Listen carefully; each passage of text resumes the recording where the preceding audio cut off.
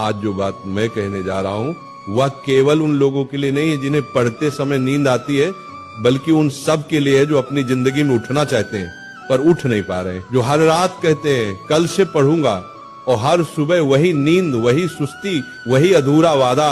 जागना सिर्फ आंखों से नहीं, आत्मा से जरूरी है।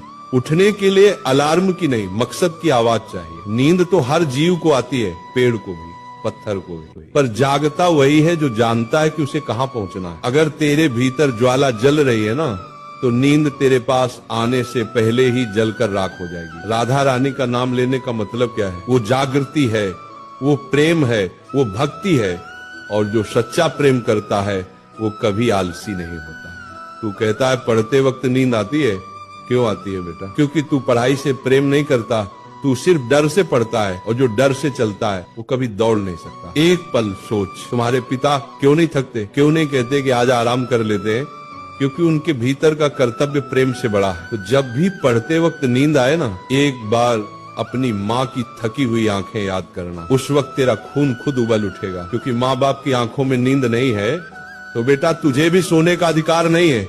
नींद का इलाज दवा से नहीं, भावना से होता है। आंखों पर ठंडा पानी डाल ले, उठ बैठकर पढ़ ले, पर जब तक भीतर प्रेरणा नहीं जगेगी नींद जाएगी नहीं। ये नींद शरीर की नहीं है, ये मन की जड़ता है, आत्मा की थकावट है। इसलिए मैं कहता हूँ जब भी किताब खोले पहले मन खोले, मन से कहे हे प्रभु मुझे वह ज्योति दो जो अर्जुन को दी थी, जिसने गीता सुनी और फिर कभी थका नहीं, कभी सोया नहीं, कभी टूटा नहीं। पढ़ाई कोई काम नहीं, तपस्या है।